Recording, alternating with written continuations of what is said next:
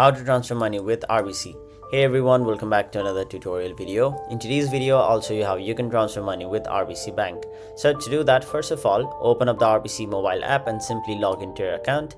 Now once you've logged in, your home page will look somewhat like this, where you'll have to basically tap on the move money option on the bottom right side of your screen. After that, you will be provided with all of these different transfer tabs. So simply tap on the option send money.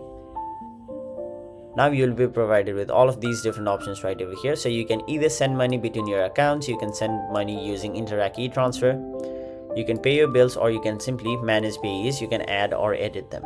Now whichever one you choose, you'll have to basically choose from which account you'll be sending your money from. So it can be your checking account, your savings account, whatsoever. And then you'll have to choose your recipient or which account you're sending. After that, enter the amount. And if you want, you can add a message, but if not, you can completely skip this process. It's optional. Once you tap on the option continue and then confirm, you'll have successfully sent money using RBC Bank. So that was it for this video. Thank you so much for watching.